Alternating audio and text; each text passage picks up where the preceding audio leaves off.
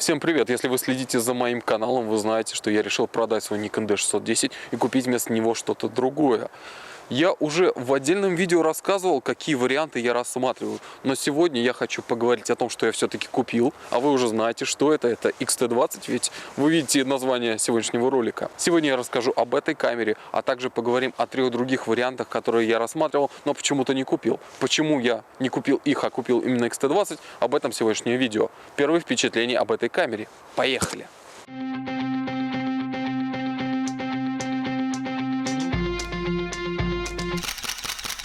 Сначала расскажу о 3 камерах, которые я рассматривал помимо XT20.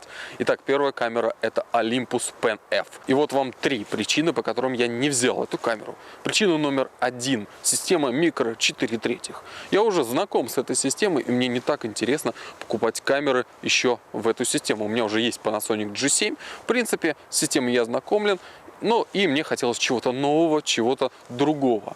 Причина номер 2. Это дважды кроп. Самая маленькая матрица из всего, что я рассматривал. В конечном итоге это влияет на качество конечного изображения, хотя бы на высоких ISO, достаточно много шума на системе микро 4/3. Это в том числе повлияло на то, что я не взял эту камеру. Причина номер 3. Недостаточное качество видео. Система Olympus Pen F хоть и позволяет снимать Full HD 50 кадров в секунду, но все-таки качество видео уступает всем другим вариантам, которые я рассматривал. К тому же нет возможности подключения петличного микрофона или просто внешнего какого-то микрофона для улучшения качества звука. А это для меня критично, потому что часть видео, которое я буду снимать на свой новый фотоаппарат, будет загружаться мной, соответственно, на YouTube канал, добавляться в мой блог. Соответственно, мне нужно хорошее качество видео, хорошее качество звука. Pen F этого сделать не позволяет. Соответственно, это еще один недостаток, из-за которого я не стал брать эту камеру. Вторая камера Canon 6D Mark II. Тут я уже не буду делить минусы на какие-то группы, просто расскажу вам о моих впечатлениях от данной камеры. И вот в чем проблема. Есть старшая камера Canon 5D Mark IV. Она вышла в 2016 году в августе, то есть уже прошло больше года. И вот Canon выпускает свою новую, более простую полнокадровую зеркалку. И в ней у нас получается хуже матрица, хуже система автофокуса, отсутствует 4К видео. И казалось бы, ну ладно, это типичная практика для зеркальных систем. Но у нас есть пример не зеркальной системы, есть пример Fuji, которая в свою младшую камеру XT20 добавляет все основные функции от XT2. То есть посмотрите, какой разный пример маркетинга. И, конечно, если в случае Fuji это подкупает, то в случае с Canon это наоборот отталкивает. Знаете, как будто тебе плюнули в душу с этим 6D Mark II. И ладно бы он был действительно достоин с точки зрения матрицы, с точки зрения системы автофокуса. Но все эти параметры, они на сегодняшний момент выглядят достаточно плохо. Система фазовой автофокусировки там не лучше, чем у Nikon D610. Матрица там хуже по многим параметрам, включая динамический диапазон, чем у Nikon D610. Соответственно, меняя Nikon D610 на Canon 6D Mark II, я получал не так уж много преимуществ. Это, конечно, повлияло на то, что я в итоге не взял Canon 6D Mark II. Но есть еще одна небольшая проблема. И заключается она вот в чем. Компания Nikon и Canon сейчас, очевидно, разрабатывают полнокадровые беззеркальные камеры. И так может случиться, что купив камеру 6D Mark II за немалые деньги, а это 120 тысяч рублей, даже чуть больше, можно оказаться в ситуации, что через год-два Canon выпустит свою беззеркальную полнокадровую камеру, которая, очевидно, будет лучше, чем 6D Mark II. И получится, что вы просто пролетели по деньгам и вообще неправильно сделали выбор. Ну, третья камера, которую я рассматривал помимо XT20, это старшая модель Fujifilm X-T2. И тут дело такое, что XT20 я купил до того, как мне пришла на тестирование XT2. Но, несмотря на это, я все равно бы даже после тестирования XT2 предпочел XT20. Я сейчас расскажу, почему. Смотрите, ситуация какая. Вообще, общее впечатление мое об XT2 вы можете найти в отдельном видео на моем канале. Идет оно больше 20 минут. Там я все более-менее подробно рассказываю про плюсы и минусы той камеры. Но сейчас я хочу сказать вот что. Камеры, как вы поняли, отличаются не сильно по основным параметрам. Но XT2 ориентирована больше на профессионалов. То есть, например, у нее есть пылевлагозащита. Но я не снимаю под дождем, поэтому мне на это все равно. У нее есть 2 слота для карт памяти, но я не занимаюсь коммерческой съемкой, поэтому мне тоже это без разницы. У нее есть более классный большой видоискатель, но я не люблю снимать мануальной оптикой, и видоискатель X-T20 в целом тоже очень неплох. И получается так, что X-T2 не имеет каких-то серьезных преимуществ лично для меня, чтобы я взял и просто заплатил за нее лишние 50 тысяч рублей. Я вам рассказал о 3 камерах, которые я не стал покупать, и рассказал о причинах этого. А сейчас я хочу вам рассказать о плюсах и минусах X-T20, которые я обнаружил за 3-4 недели ее использования. Итак, плюсы X-T20.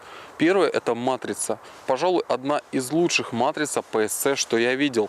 И с точки зрения шумов, и с точки зрения динамического диапазона. Второй плюс этой камеры – это внешний вид. Черный, красивый корпус. И вообще смотрится очень стильно. Я говорил уже в видео про X-T2, что мне не нравится Fujifilm в серебряном корпусе. А вот в черном смотрится очень стильно. И если, например, приделать к нему какой-нибудь маленький фикс, вроде 23 мм f2 или 35 мм f2, то получается такая, знаете, мыльница в глазах других людей. И они, по сути, не обращают внимания на эту камеру. То есть камера неприметная и можно спокойно использовать, в том числе для стрит-фотографии.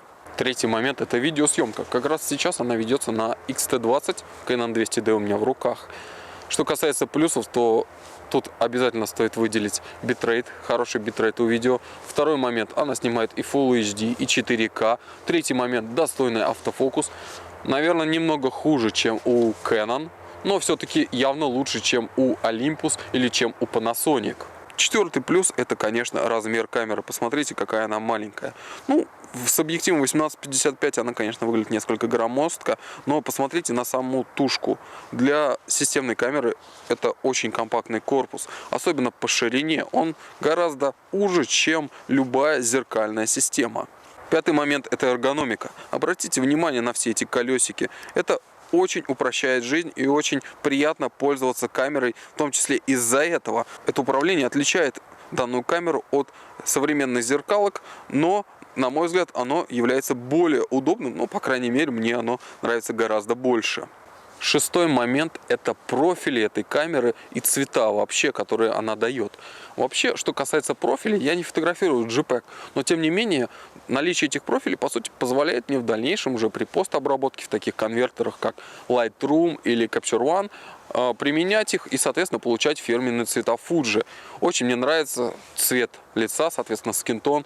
Это была одна из причин, по которой я менял Nikon D610. Здесь со скинтоном полный порядок и достаточно просто получить приятные, красивые цвета кожи, близкие к реальности. О плюсах мы поговорили, теперь давайте немного о минусах.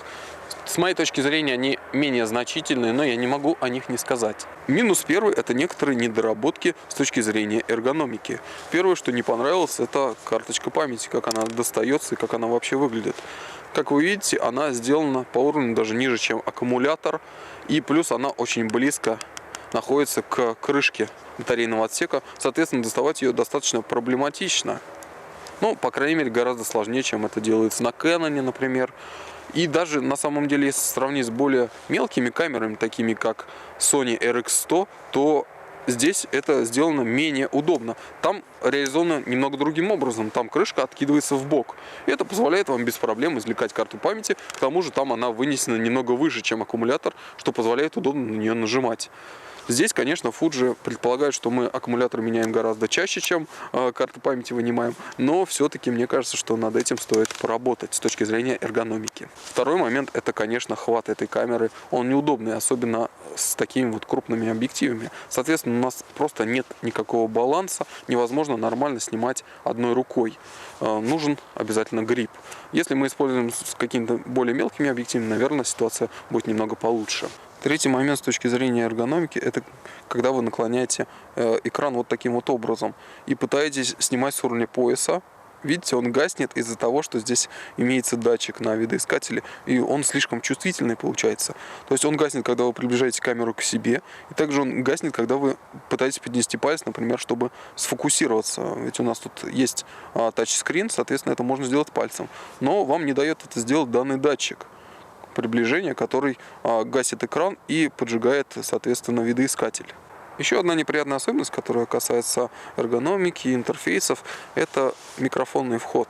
В отличие от XT2, здесь он у нас 2,5.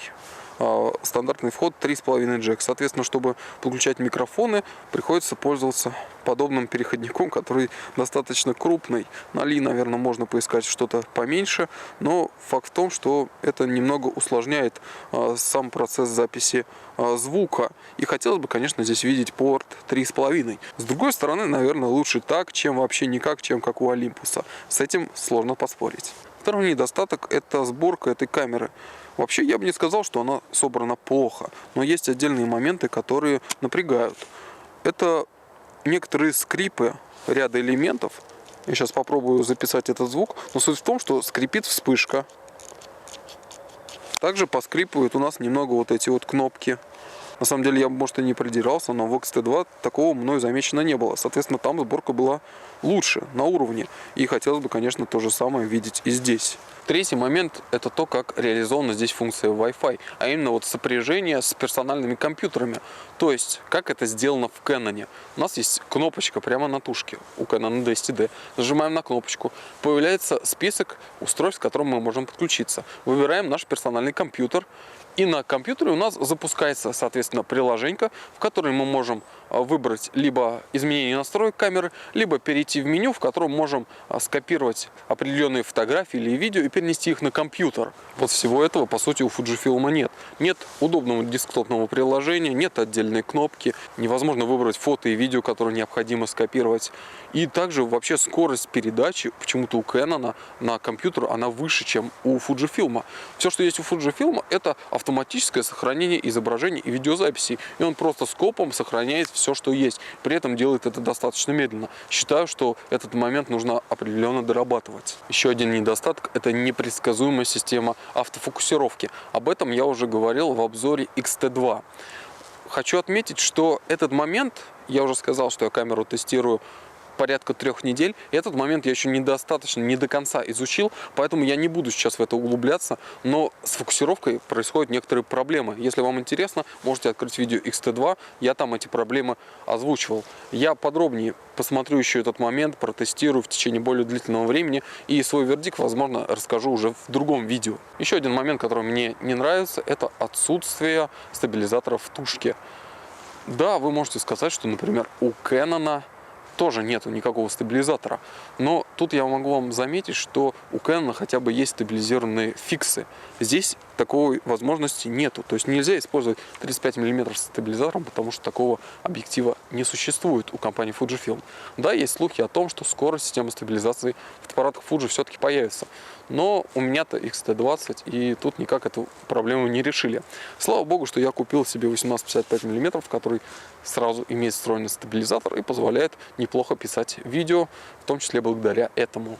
В общем-то, это все плюсы и минусы данной камеры, которые я выявил за непродолжительный срок использования. Возможно, через полгода, год я поменяю свое мнение относительно каких-то пунктов или что-то добавлю к этому списку, и тогда я вам отдельно уже об этом расскажу.